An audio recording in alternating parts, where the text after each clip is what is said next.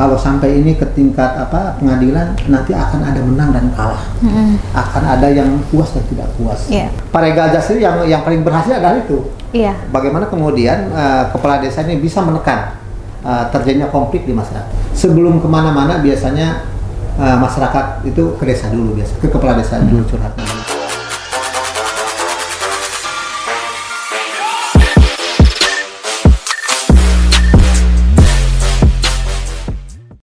Assalamualaikum warahmatullahi wabarakatuh. Om Swastiastu, Namo Buddhaya, salam kebajikan untuk kita semua. Kali ini nggak pakai nyanyi-nyanyi dulu. Kemarin kan kita udah ngebahas tentang calon taruna tuh, dari tes sampai gimana dia di dalam asrama pendidikan sampai lulus ditempatkan ke UPT-nya masing-masing. Nah, pembahasan hari ini nggak kalah menarik, kita bakal ngebahas tentang Paralegal Justice Award. Nah, buat sobat Jawara yang belum tahu apa itu Paralegal Justice Award, Paralegal Justice Award itu adalah bentuk penghargaan dari BPHM Kemenkumham kepada para kepala desa dan lurah atas bentuk pengabdiannya dan atas prestasinya selama mengabdi kepada masyarakat, bangsa, dan negara. Nah, kebetulan kali ini saya nggak ditemenin Mbak Vera lagi nih. Sekarang saya ditemani sama Mbak Santi. Halo, Assalamualaikum teman-teman semuanya. Terus gimana kawan? Nah, kemarin kan ada 14 orang tuh Mbak yang kebetulan mewakili Banten mendapatkan nominasi Paralegal Justice Award. Betul. Nah, kesempatan kali ini kita bisa sempat untuk menghadirkan salah satu dari 14 ya? Iya, 14 nominasi itu. Nah, kita udah kedatangan nih Bapak Ojat Darojat, Kepala Desa Cikolelet. Gimana Pak? Sehat Pak? Alhamdulillah. Iya. Sehat walafiat. Mungkin bisa diperkenalkan diri dulu Pak sedikit. Baik, Assalamualaikum warahmatullahi wabarakatuh. Waalaikumsalam. Saya Ojat Darojat, Kepala Desa Cikolelet, Kecamatan Cinangka, Kabupaten Serang. Saya salah satu peserta Paralegal Academy 2023 yang satu-satunya utusan dari Kabupaten Serang. Luar biasa. Kabupaten Serang hanya mengutus satu orang, dan kebetulan ya saya ikut. Kemudian alhamdulillah dari salah satu 14 peserta dari Provinsi Banten, kita yang salah satunya mendapatkan 2 kategori ya. Ya, Anugerah Sasana Jagadita untuk kategori kemudahan berinvestasi, kemudian pemberdayaan masyarakat dan pengembangan desa wisata. Yang selanjutnya NLP, non-litigation peacemaker, yang kita dapatkan. Alhamdulillah ini tidak sia-sia kami datang ke Jakarta, utusan Kabupaten Serang mendapatkan 2 anugerah. Luar biasa. Ini kebanggaan bagi kami masyarakat Kabupaten Serang umumnya, khususnya Desa Cikolelet. Iya, luar biasa. Langsung dibawa loh pialanya. Dan saya cukup amazed ya Pak ya, karena banyak banget ternyata penghargaan yang kemarin didapat di Paralegal Justice Award. Karena kemarin itu saya sempat datang juga tuh Pak di acara penganugerahan. Kelihatan banget bahwa saya Kabupaten Serang baru 1, kebetulan Bapak, dan padahal yang lain cukup banyak ya Pak ya, tapi justru karena 1 dari Kabupaten Serang ini, kita kan jadi pengen tahu nih siapa sih Pak Ojat Darojat gitu. Lalu tadi kan juga disampaikan bahwasanya Bapak sudah 3 kali menjabat sebagai kepala desa. 3 kali. Luar biasa loh ya, satu kali aja udah puyeng ya itu Pak. 1 kali 6 tahun kita merintis itu, pengenalan ya, merintis. Kemudian periode kedua itu pas ketika undang-undang desa disahkan, dan alhamdulillah digelontorkan bantuan pemerintah dana desa, kita melalui konsen mulai membangun ya infrastruktur. Kemudian ya kita mulai berinovasi. Terus dilanjutkan di periode sekarang ya. Di periode ketiga, pemilihan 2003 tahun 2021 sampai kemudian nanti berakhir tahun 2027 insya Allah. Luar biasa. Iya, luar biasa banget. Dan nanti kita akan bahas, karena infonya kan di Desa Cikolelet ini saat kepemimpinan Bapak kan banyak sekali. Nggak hanya Paralegal Justice Award, Anubawa Desa Sasana Jagadita, tapi juga kan ada beberapa nanti kita akan bahas. Tapi sebelumnya kita balik lagi tadi Wan, yang terkait dengan Paralegal Justice Award itu. Pak, bisa diceritain nggak kenapa Pak Ojat mau menjadi satu-satunya wakil dari Kabupaten Serang yang mendaftarkan? Padahal kan kalau nggak salah Paralegal Justice Award tuh pendaftarannya mulai dari bulan Mei ya? Iya. Bulan Mei, nah itu kan panjang tuh prosesnya sampai 1 Juni ya diterimanya ini. Nah, bisa diceritain nggak Pak, apa motivasi Bapak, kenapa mau? Kan itu repot tuh, kalau nggak salah harus ngumpulin data-data. A sampai Z dan video profil juga. Apa itu Pak? Sebenarnya motivasi kami untuk mengikuti kegiatan Paregal Academy ini adalah ya ingin menyampaikan gitu bahwa kegiatan-kegiatan peacemaker atau menjadi juru damai itu memang sudah tugas yang melekat pada diri kepala desa, kegiatan sehari-hari kepala desa. Karena tadi itu masyarakat, terutama di kami ya, masyarakat kampung, masyarakat desa, masyarakat pelosok, apabila terjadi hal-hal permasalahan warga, apapun itu, biasanya dia mempercayakan kepada kepala desa untuk bisa menyelesaikan konflik di masyarakatnya. Dan kesempatan ini, saya bilang, baik untuk siap hadir pada waktu bagian hukum. Kalau untuk masalah mengumpulkan bahan dan data-data tidak kesulitan kami, karena setiap permusyawaran kami dokumentasikan, kemudian apabila ada persetujuan musyawarah kami cantumkan dalam surat pernyataan musyawarah, surat kesepakatan musyawarah. Jadi tidak terlalu sulit untuk untuk mengirimkan data-data yang dipinta oleh tim juri dari panitia di sana gitu. Jadi udah benar-benar siap banget ya Pak. Sudah siap. Ya, data-data dukungnya udah siap juga.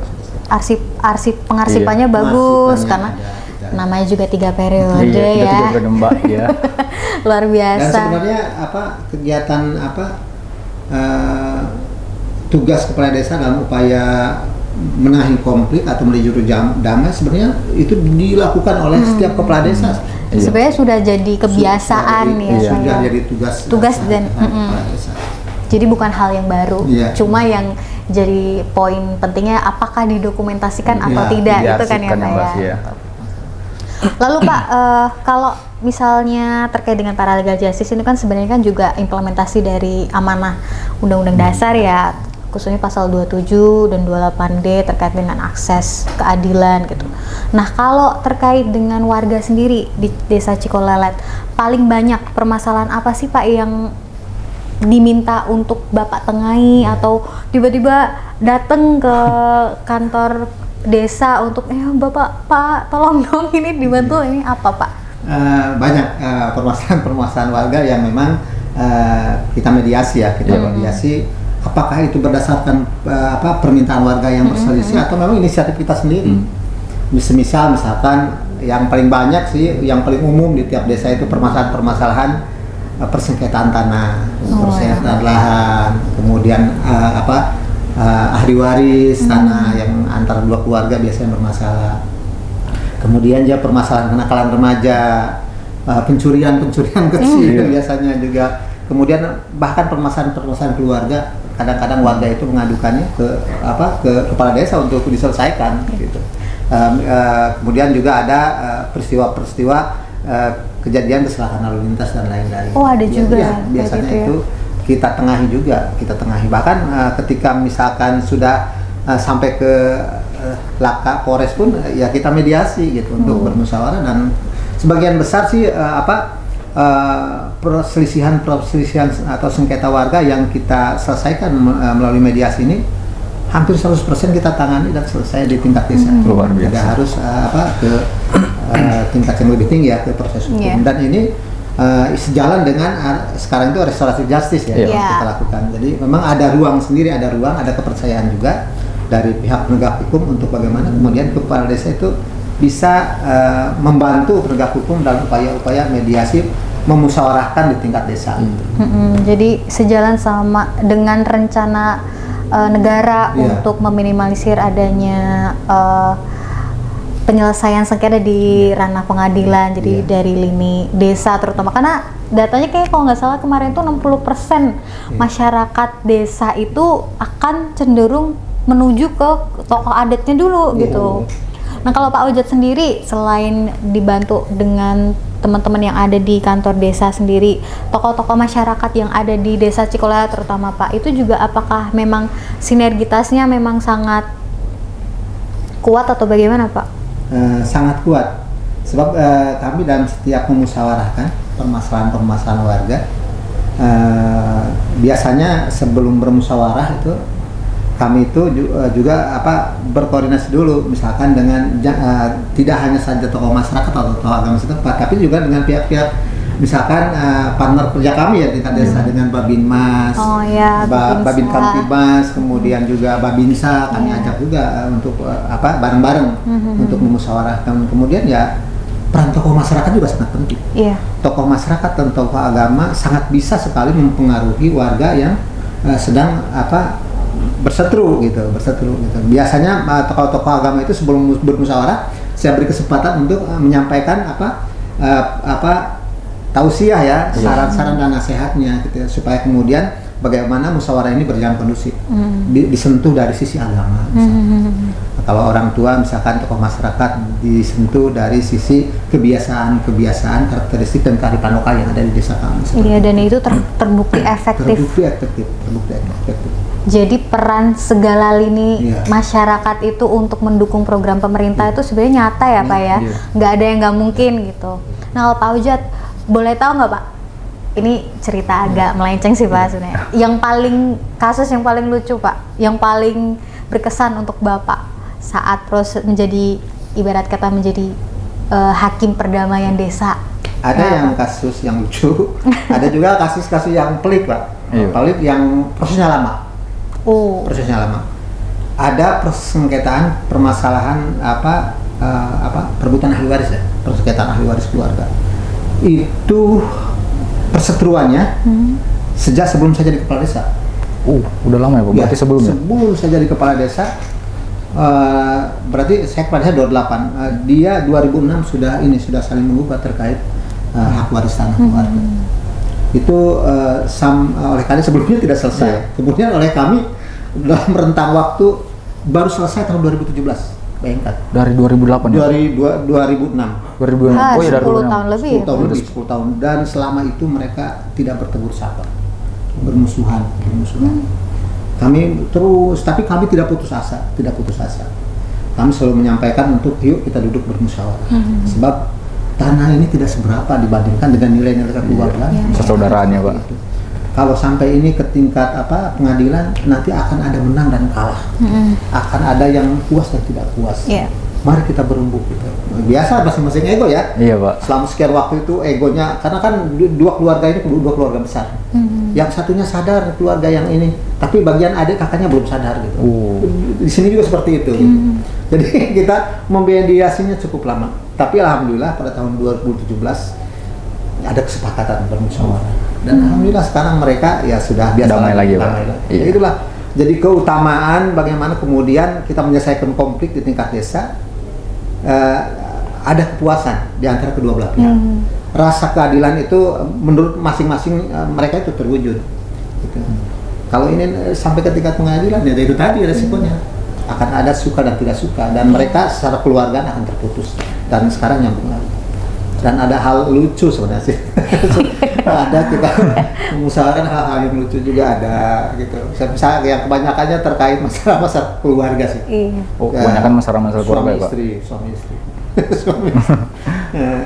Hal seperti itu kita selesaikan juga. Mau nggak mau ya Pak. Ya, betul. Ada yang istrinya kabur. Istri kabur kan ya tadi itulah mungkin ada saya tidak melihat kesalahan yang mana ya, tapi ada kita kadang-kadang suaminya curhat gitu untuk bisa mempengaruhi agar istrinya supaya balik lagi. Itu hal seperti itu juga ya kita lakukan gitu, Jadi hal-hal bersifat rahasia juga ya, bersifat rumah tangga juga. Jadi peran kepala desa tuh kayak mediasi gitu ya Pak? Mediasinya. Jadi lebih kompleks lagi mediasinya. Nggak perlu harus, berarti yang bersangkutan nggak perlu harus lapor ya Pak? Bisa inisiatif dari kepala desa Ada juga? inisiatif dari kita. Misalkan ada kesalahpahaman di antara dua masyarakat. Iya. Misalkan dilakukan oleh salah satu orang, dia membuat ulah, kemudian ini terpancing membawa-bawa kampung. Nah ini kita harus cepat-cepat nih, tidak Inisiatif harus ya, Pak? mereka datang, kita harus cepat-cepat memediasi. Sebab kalau ini dibiarkan, nah itu tadi akan terjadi konflik antara dua kelompok masyarakat, antara dua kampung ini. Dalam hal itu kita mengintervensi, kita harus, ayo musyawarah. RT-nya kita panggil, saya bilang, ayo duduk bareng musyawarah. Gitu. Biasanya dari hal-hal sepele kalau tidak kita cepat selesaikan bisa membesar ya Pak? Iya. Selain menjadi mediator juga punya peran penting juga untuk menyadarkan terkait dengan pengetahuan hukum ya Pak ya. Itu tugas kita juga ya, tidak hanya saja menjadi mediator juru damai, tapi bagaimana kemudian juga kita juga memberikan sosialisasi pendidikan hukum terhadap masyarakat. Nah, kita biasanya bersinergi dengan pihak-pihak kepolisian dari Polsek. Ada saat misalkan Jumat berkunjung dari Polsek, kita hadirkan masyarakatnya. Di situ ada sosialisasi, ada pembinaan terkait misalkan Kamtibmas, terkait misalkan narkoba dan lain-lain. Itu disampaikan. Dan itu cukup sering ya Pak, rutin ya Pak ya? Cukup sering. Kita alhamdulillah juga mempunyai Babinsa dan Babin Kamtibmas aktif juga. Hadir di tengah-tengah masyarakat. Kemudian juga kita ada kelompok-kelompok masyarakat di bidang ini juga. Kita ada forum komunikasi polisi dan masyarakat (FKPM) di sana juga ada. Kemudian ada kelompok-kelompok sadar lingkungan juga ada. Karena kita juga pada tahun 2018 sampai 2019 itu namanya ada lomba kampung bersih dan aman. Yang dilaksanakan kerjasama antara pemerintah Kabupaten Serang, kemudian Radar Banten dan Polda Banten. Nah itu di situ diharuskan membuat komunitas, membuat semacam kelompok-kelompok masyarakat yang bergerak di bidang Kamtibmas, yang bergerak di bidang lingkungan, kebersihan dan lain-lain gitu. Jadi memang di kelompok-kelompok seperti itu kita sudah ada komunitas itu. Yang tadi yang kelompok forum komunikasi tadi? Polisi dan masyarakat. Iya, itu bentuknya seperti apa? Dibuatkan satu grup gitu bersama atau bagaimana Pak? Itu ada kepengurusan dibentuk. Dengan SK juga ya? SK Kepala Desa. Kemudian ya itu tujuannya untuk sinergitas ya antara masyarakat desa dengan pihak-pihak polisian. Membantu Kamtibmas juga sama. Oh, berarti informasi langsung ke pusat ya Pak ya? Iya. Langsung terpusat langsung gitu loh? Iya. Biasanya kita dengan pihak-pihak sektor, kepolisian sektor kita kerjasamanya. Dan ini udah berjalan berapa lama? Berjalan, FKPM berjalan sejak tahun 2010 sudah berjalan. Itu normalnya di seluruh desa ada atau cuma di Cikulelet Pak? FKPM itu seyogianya di seluruh desa itu ada. Oh, berarti memang menjadi program dari kepolisian ya? Iya. Bagus-bagus. Lalu Pak Ojat, terkait dengan tadi balik lagi ke Paralegal Justice Award tadi kan sudah diceritakan motivasinya, karena sebenarnya jatuhnya juga hanya melaksanakan tugas sedemikian rupa yang seperti apa Bapak lakukan, cuma bedanya kita harus mengumpulkan, mendokumentasikan dan ibarat kata mensondingkan itu kepada teman-teman yang lain, daerah-daerah lain dan nasional untuk Cikulelet nih berjalan gitu, Cikulelet nih ada gitu kan Pak ya. Lalu Pak, bisa diceritain Kak, kalau nggak salah itu kan Paralegal Academy itu kan beberapa hari tuh ya? Iya. Berapa hari Pak? 4 hari ya? 4 hari. 4 hari kan berproses di Jakarta ya, ada pelatihan, lalu kalau nggak salah juga ada kunjungan. Iya. Itu kemana aja sih Pak dan apa yang didapat gitu? Apa aja gitu sebenarnya? Ya sebenarnya juga anugerah daripada Paralegal Academy ini bukan hanya saja tadi itu kita mendapatkan penghargaan dan lain-lain. Yang lebih penting kita juga digodok loh di sana, itu diberikan pengetahuan tentang hukum, diberikan pengetahuan bagaimana kemudian menjadi peacemaker atau juru damai yang baik yang seharusnya sesuai peraturan perundang-undangan. Dan itu narasumbernya yang memberikan materi para guru-guru besar para guru-guru besar dan hakim agung. Dan alhamdulillah selama 4 hari itu kita menjadi tercerahkan apa sih yang selama kita menjadi juru damai ini kekurangannya apa dan apa sih yang nanti harus kita lakukan gitu. Dan itu cukup berkesan gitu. Jadi menambah wawasan, menambah ilmu. Tadi anugerahnya banyak lah. Di samping kita juga yang selama ini ya seumur hidup saya belum tahu tuh, barunya lihat di TV aja gedung Mahkamah Agung itu bisa masuk. Sampai masuk ke dalam loh. Kunjungannya ke sana ya Pak? Ke sana, kemudian diberi pembekalan juga di sana. Kita berkunjung melihat museum Mahkamah Agung dari ada juga kan di sana semacam studio kecil, kita bisa melihat perjalanan Mahkamah Agung dari mulai pra kemerdekaan sampai sekarang. Kemudian juga kita melihat perpustakaan dan lain-lain, cukup luar biasa. Dan yang paling berkesan juga pada Harlah Pancasila, kita diundang oleh oleh panitia untuk bersama-sama Pak Presiden mengikuti upacara di Monas. Di Monas. Luar biasa. Keren. Cukup berkesan lah. Pengalaman yang luar biasa ya Pak? Pengalaman yang luar biasa. 4 hari digodok, udah dapat ilmu, dapat pengalaman baru, dan tujuannya kan sama-sama untuk nanti di-sharing lagi ke masyarakat ya Pak ya. Terus selain di MA, kemana lagi Pak? Kalau kunjungannya cuma di MA ya? Di MA dengan memperingati Harlah di Monas. Oh, berarti selebihnya fokus di hotel untuk mengikuti pelatihan-pelatihan. Untuk mengikuti. Itu full day Pak? Maksudnya dari jam... Full ya? Full. Kita waktunya ketat, jadi kita juga ya itu di sana itu apa istilahnya waktunya ya betul-betul inilah disiplin gitu, disiplin untuk mengikuti kegiatan-kegiatan pelatihan. Lalu untuk kelompoknya dicampur dari seluruh Indonesia atau Banten di satu kelompokan atau bagaimana? Dicampur gitu. Ada beberapa kelompok tapi dari berbagai provinsi. Karena total ada berapa peserta Pak? 300 peserta. Dari 760 sekian yang diseleksi. Diseleksi menjadi 300. Jadi yang 300 yang ikut. Kemudian yang 150 dapat NLP dengan Anugua, yang 75 hanya dapat satu Anugua atau NLP gitu. 75 ya. Jadi ada 3 penghargaan Wan. Jadi ada Paralegal Justice Award, terus NLP, sama satu lagi Anubawa Sasana Desa Jagadita gitu. Pialanya bagus dong Mbak, kayak piala Citra. Iya, makanya aku tadi pas Bapak masuk udah bawa, aduh dibuka, ini piala Citra apa Paralegal Justice Award gitu. Langsung dicegat sama warga ya. Oh iya Pak. Ya, kita dicegat sama warga, langsung pawai warga. Oh iya Pak, sampai pawai gitu? Iya, sampai pawai warga. Luar biasa. Luar biasa ya Pak. Kemudian malamnya syukuran. Saya bilang, saya laporan nih ke ibu, saya bilang ke bupati, saya bilang ini warga mau ini, saya bilang Bu, saya kamu di Jakarta ya. Ini Pak RT ini udah nelpon katanya datangnya jam 2 ya, katanya mau kami ini Arab katanya. Saya ini aja sore datangnya mau nggak boleh begitu kalau dia kata ibu, ini kan warga lagi seneng-senengnya, bangga lu katanya warga bisa berprestasi desanya katanya. Udah kata ibu, ikutin aja kemauan warga, ikut pawai katanya. Malamnya syukuran tuh jangan lupa kata ibu. Sudah ibu kirim aja dah untuk bacakan katanya. Di desanya tapi ya Pak ya. Dukungan warganya emang luar biasa ya Pak. Luar biasa. Berarti total berapa Pak desa di Cikelolet warganya berapa? Luas wilayah kita itu 954 hektar. Warganya 5.610. Jumlah kakak kita itu 1.362. Luar biasa. Ada 11 RW. Guyupnya luar biasa loh. Guyup apa Mbak? Ya. Guyup rukun. Oh. Itu gotong royong. Mohon maaf, bukan orang Jawa Pak. Jadi nggak tahu guyup rukun itu apa.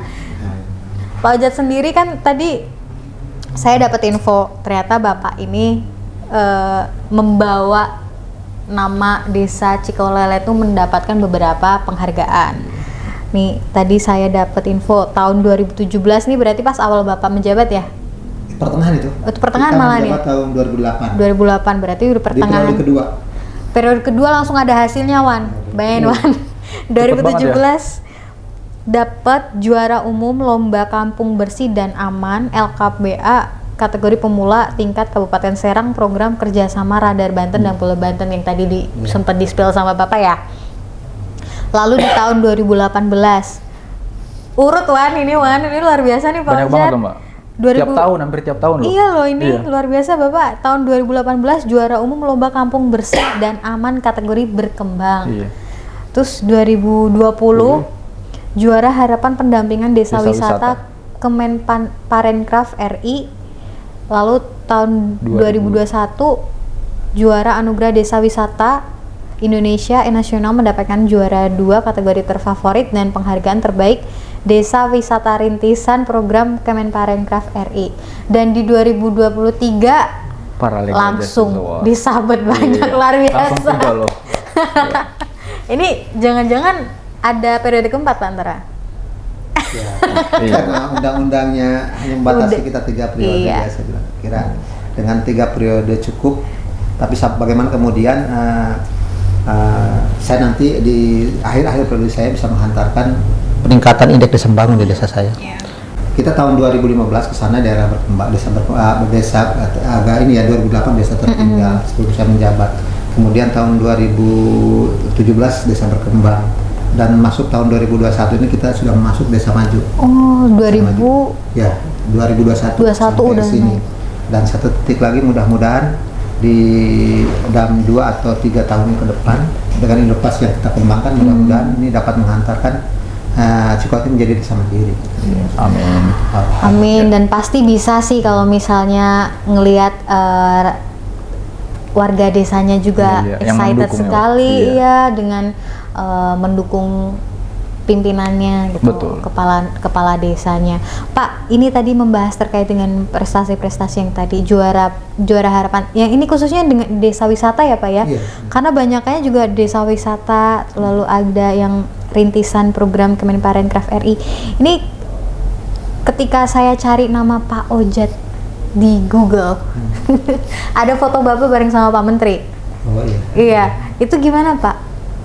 Itu kapan, Pak? Itu kapan? Itu Iya. ketika ADWI. Oh, yang 2008. 2021 ya? Oh, 2021 malah. ADWI 2021. Itu penghargaan langsung di Jakarta Pak atau? Ya, di Jakarta. Di Jakarta. Itu penghargaan tadi itu untuk itu diseleksi dari sekitar 3.000 desa-desa wisata. 3.000 ya, Pak? Jadi diseleksi lagi tuh jadi 1.000, kemudian jadi 750, 500, kemudian 250, 100 sampai kemudian 50. Di sana juga seleksi. 3.000 sampai. Tapi ini lebih ngiri Pak. Iya, seleksi lagi. Terus dari penghargaan itu impact-nya ke apa Pak dari desa ini sendiri? Itu penghargaan untuk desa-desa yang mengembangkan terkait pengembangan desa wisata ya, inovasi di bidang desa wisata. Memang Cikolelet ini tadi itu ketika kita periode kedua, alhamdulillah pemerintah kemudian dengan lahirnya undang-undang desa, kemudian ada bantuan pemerintah yang cukup signifikan berupa dana desa. Nah ini dipakai kesempatan untuk kami untuk bagaimana kemudian desa Cikolelet ini untuk berinovasi. Sebab kami yakin betul dana desa ini kan bukan dana abadi ya. Suatu saat misalkan ada program prioritas pemerintah pusat yang lebih penting bisa saja dikurangi atau pasti dihilangkan. Nah kami harus bersiap-siap dari mulai sekarang dengan cara berinovasi agar kemudian ketika itu terjadi kami sudah siap dengan inovasi yang kita kembangkan dengan modal dana yang cukup luar biasa itu kami kembangkan di samping pembangunan infrastruktur untuk berinovasi dan inovasi kita di bidang wisata. Kenapa Cikolelet mengembangkan inovasi di bidang wisata? Satu, Cikolelet masuk dalam kawasan zona wisata Anyer. Kita dari pantai Anyer itu hanya sekitar 6 km ke atas. Lumayan dekat ya, Pak? Ya, kemudian kita mempunyai potensi-potensi yang bisa dikembangkan untuk menjadi desa wisata. 4 daya tarik wisata yang kita kembangkan, 4 kategori yang menjadi satu kesatuan kunjungan wisata di desa Cikolelet. Yang pertama adalah kita mempunyai objek wisata alam. Kita ada air terjun, kita ada puncak ketinggian, di mana Cikolelet ini dibatasi sebelah utara air, sebelah selatan air. Ini cukup luar biasa untuk mengembangkan dia pesona alam yang cukup luar biasa. Potensinya luar Kemudian biasa. yang kedua kita ada kesenian tradisional. Kita ada seni calung, seni rudat, harpa kasidah, dan kita sekarang sedang mengembangkan konsep pertunjukan interaktif angklung. Kita mengambil konsep yang ada di Bandung untuk kita tarik ke sini. Kemudian juga kita ada tradisi budaya. Kita ada tradisi budaya yang sudah mengakar. Ada Ngurah Danau. Ngurah Danau itu mengambil ikan. Beberapa ribu orang dari berbagai wilayah dalam satu kawasan bantaran Kali Cidanau. Oh, itu di seremonialkan? Iya, itu pelaksanaan tiap tahun. Setiap tahun biasanya di bulan Agustus. Seru banget. Nanti bisa saya undang nih, kita ada kegiatan. Boleh Pak. Iya, Pak. Tahunan namanya Festival Desa Wisata Cikolelet. Kita Boleh, laksanakan Pak. pada setiap bulan Agustus. Siap, Iya. kita tunggu undangannya Iya. Pak. Kemudian Boleh, ada Pak. tradisi budaya seni bertutur, membacakan hikayat Syekh Abdul Qadir Jalani.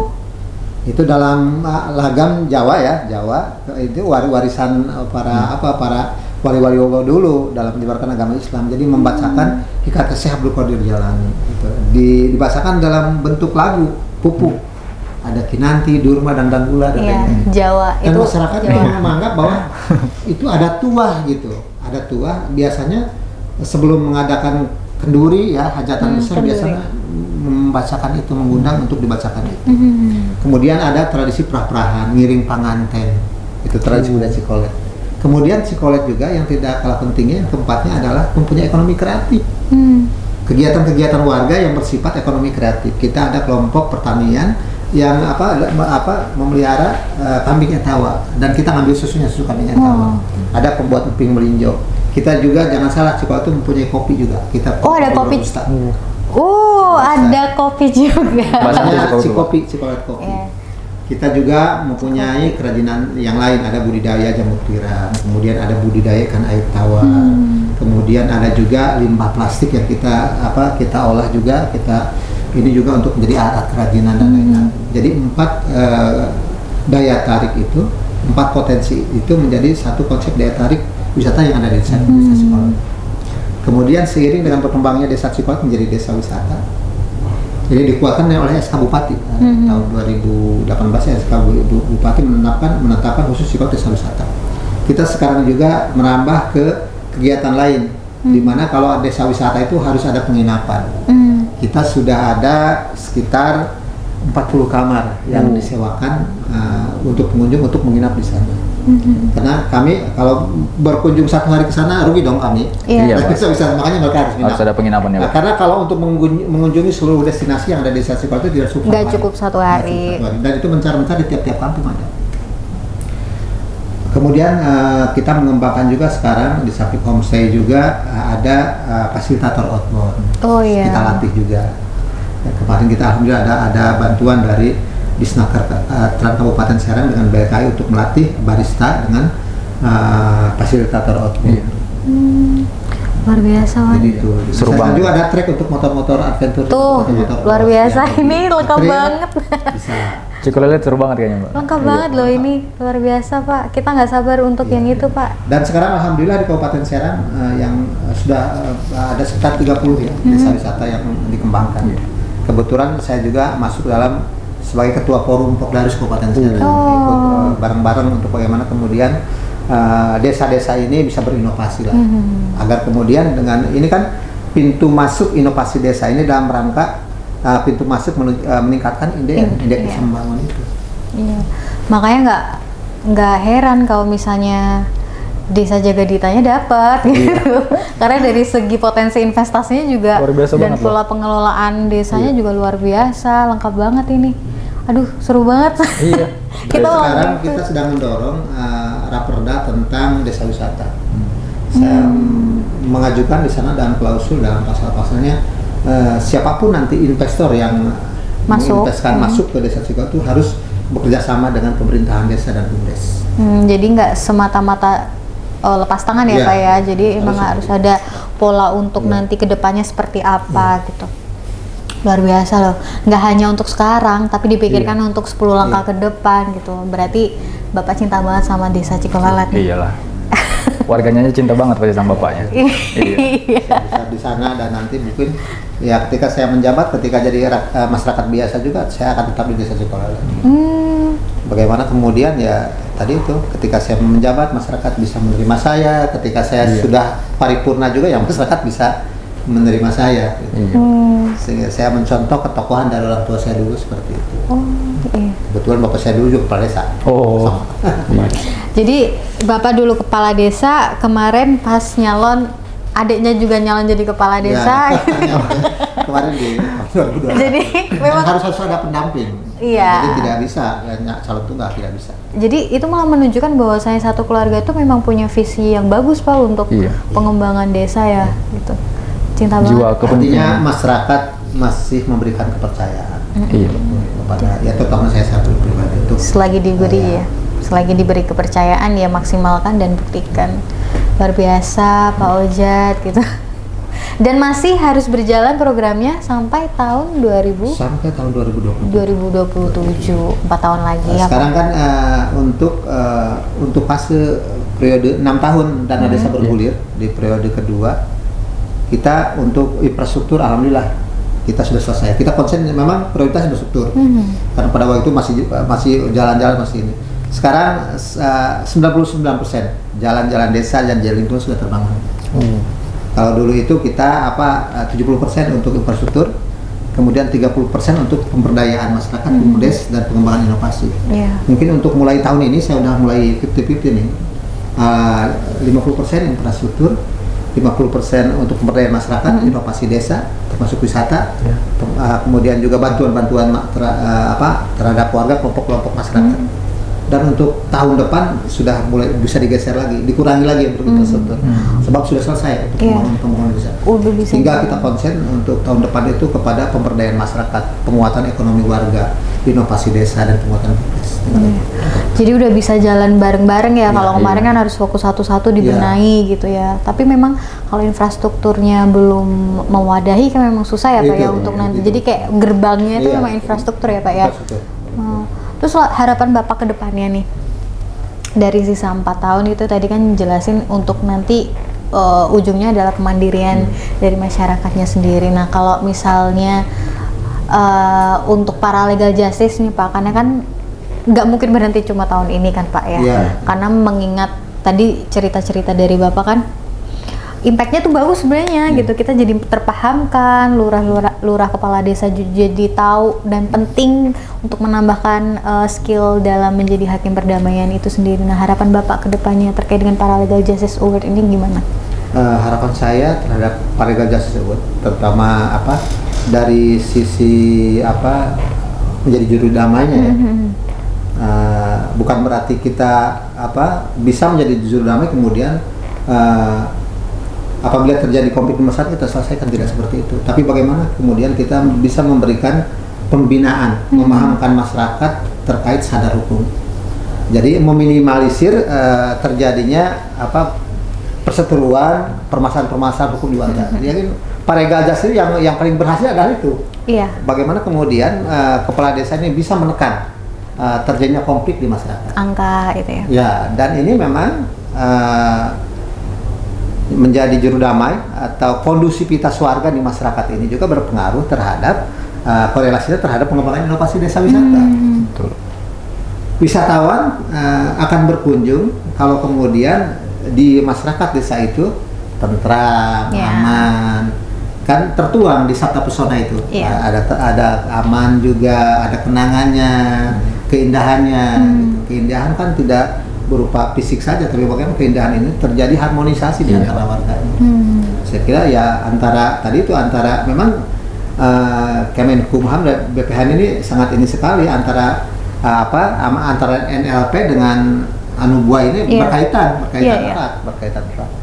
Jadi intinya itu, dan kemudian juga ya harapannya untuk para legal akademi tahun depan pemerintah Kabupaten Serang ya tidak hanya satu desa ya, tapi lebih banyak desa lagi yang dikirim. Sebab ini sebenarnya tidak mudah, tinggal tadi itu kata Ibu, tinggal bagaimana kemudian desa-desa ini bisa mendokumentasikan kegiatan-kegiatan menjadi juru damai ya, baik kegiatan ketika bermusyawarahnya, kemudian ada dokumentasinya, bahkan kalau bisa kan ada videonya, kemudian hasil musyawarahnya juga harus betul-betul diarsipkan gitu.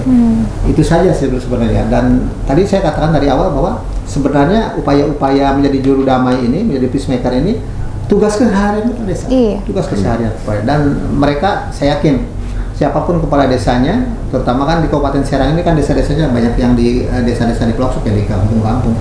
Dan masyarakat setempat itu mau lebih mempercayakan kepada kepala desa untuk menyelesaikan konflik. Sebab tokoh utama di masyarakat desa itu adalah kepala desa.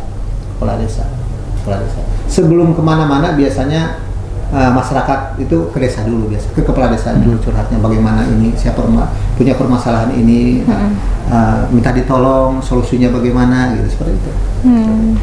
Dan sekaligus untuk mempromosikan desa juga ya Pak sebenarnya. Jadi nggak ada salahnya, malah ini jadi kesempatan emas untuk kepala desa. Kepala desa, ayo saya bilang untuk tahun depan lebih banyak lagi desa-desa ini. Mudah-mudahan makin banyak, terutama di Kabupaten Serang dan di desa kota yang lainnya gitu. Karena 14 orang yang kemarin menjadi bukti bahwasannya para legal academy itu memang dibutuhkan gitu sih. Awan ada lagi yang mau ditanyakan ke Pak Ojat. Luar biasa loh tadi itu. Bupati kami cukup mereka respect sekali kepada kepala desa yang betul-betul berprestasi. Penghargaan ya Pak. Ya, Ibu Bupati sendiri kan segudang prestasi juga gitu, banyak prestasi yang dia raih. Sebenarnya kemarin saja ketika Ibu Bupati itu mendapatkan juga penghargaan kan dari Kemenkumham. Bupati kami juga mendapatkan itu Kabupaten untuk Kota pelayanan masyarakat berbasis HAM. Iya, Kabupaten Kota dan itu asesmennya itu penilaiannya di desa kami, desa Cikoleles. Jadi tahun 2022 yang kemarin memang alhamdulillahnya semuanya dapat Pak ternyata. Dan saya baru tahu kalau misalnya asesmennya di Cikolelet. Kita yang diwawancara tuh. Saya diwawancara ya. Luar biasa. Makanya ketika dapat penghargaan juga, ibu ini untuk ini katanya Cikolelet. Untuk kabupaten gitu. Luar biasa, berarti dukungan seluruh pihak sih, nggak cuma dengan warga desa, dari desa juga, tapi juga dari bagian kabupatennya juga, pemerintah daerah, bagian hukumnya juga ya Pak ya. Itu juga harus mendukung. Terutama Ibu Bupati ini konsen juga di pengembangan desa wisata. Dia sekarang sudah mengeskakan SK khusus desa wisata untuk 30 desa wisata itu. Ya, 30 desa. 30 desa wisata. Dan alhamdulillah di tahun ini ada salah satu desa wisata yang mendapatkan ADWI juga, Desa Bambaros. Baru ya Pak ya? Tingkat nasional dia dapat juga alhamdulillah. Kalau misalnya ADW Pak tadi, ADWI itu memang nggak boleh 2 kali ya Pak ya? Harus nggak boleh 2 kali. Iya, 2 kali lagi kan. Kebetulan kami kan pada waktu kemarin tuh yang paling banyak mendapatkan trofi Cikolelet ini. Kita ada juara untuk desa wisata rintisan, kemudian terfavorit. Nah, yang terfavoritnya ini diserahkan langsung oleh Pak Menteri, Mas Menteri. Iya, Pak Sandiaga Uno. Yang menyerahkannya. Dia terfavorit itu sama vote juga. Iya. Vote juga, tapi dia melalui YouTube. YouTube. Jadi yang kemarin tuh paralegal juga ada, yang favorit. Diambil 10 favorit. Kebetulan kalau dari Banten itu dari Kota Tangerang. Iya, gitu. Kalau di ADWI kita cukup lumayan, paling banyak pada waktu itu. Sekarang aja sudah mungkin lebih dari 100.000 yang nontonnya. Luar biasa. Di YouTube-nya ya Pak? YouTube Desa Wisata Cikolelet. Bisa dilihat di YouTube Desa Wisata Cikolelet. Masih ada ya Pak ya? Masih. Luar biasa. Lagi Pak, mungkin ada pesan-pesan buat warganya Pak? Masih pesan-pesan Kepala desanya udah masuk YouTube belum? Iya Pak, nanti kan masuk YouTube nih Pak. Warga Cikolelet, ya kan upaya-upaya dalam rangka anugerah Paralegal Academy ini tidak semata-mata ini adalah prestasi kepala desa. Iya. Tapi ini adalah berkat dukungan seluruh lapisan masyarakat desa Cikolelet dalam rangka menciptakan situasi yang kondusif di masyarakatnya. Kemudian ya dalam rangka juga membantu dalam setiap permasalahan konflik di tengah-tengah masyarakat. Dan ini peran tokoh masyarakat ini sangat signifikan. Kemudian peran RT RW, perangkat desa, BPD, FKPM. Ini adalah kerja bareng sehingga akhirnya dengan kekompakan kita, dengan kerja keras kita yang mendapatkan anugerah yang kita dapatkan ini. Gitu. Ini untuk Kabupaten Serang umumnya, khususnya untuk warga Cikolelet. Luar biasa. Iya. Ingat pesan Pak Kades. Nah, Sobat Jawara, gimana tadi penjelasan Paralegal Justice Award? Khususnya di daerah Desa Cikolelet banyak banget kan tempat-tempat wisata yang bisa dikunjungin. Mungkin kalau Sobat Jawara pengen untuk berkunjung ke sana, bisa langsung ke sana aja nanti. Ada banyak banget tempat-tempat wisatanya, ada budaya-budayanya juga yang luar biasa. Bisa menginap di homestay. Iya, terus ada homestay-nya juga. Di sana udah disediain 40 kamar. Jadi kalau satu hari itu nggak bakal cukup. Iya. Dengan 250.000 untuk satu malam ya. Iya. Free sarapan pagi. Luar biasa. Free sarapan. Luar biasa. Dan bulan Agustus ya Pak ya? Ya bulan Agustus kita ada. Agustus ada. Ada festival juga nanti di bulan Agustus. Jadi kalau mau berkunjung bisa pas bulan Agustus. Iya. Mbak Santi. Ya, terima kasih ya Pak Ojat. Ini saya amazed Pak, luar biasa Bapak pengabdiannya kepada Banten dan untuk masyarakat khususnya di sana. Saya juga ucapkan terima kasih walaupun saya bukan warga Bapak nih, tapi ngelihat perjuangan Bapak dari 3 periode dan gimana caranya untuk menjaga keguyupan dari masyarakat itu saya mengapresiasi banget dan semoga akan ada Pak Ojat-Ojat yang lainnya. Amin. Gitu. Terima kasih ya Pak udah berkunjung. Terima kasih juga sudah diundang nih. Siap. Ya. Terima kasih waktunya Pak. Iya. Terima kasih Pak, jauh banget soalnya tadi kesini ya. Sobat Jawara, itulah tadi bincang-bincang kami bersama Pak Ojat. Sampai ketemu di podcast Ngopi Jawara selanjutnya. Terima kasih. Assalamualaikum. Terima kasih Pak.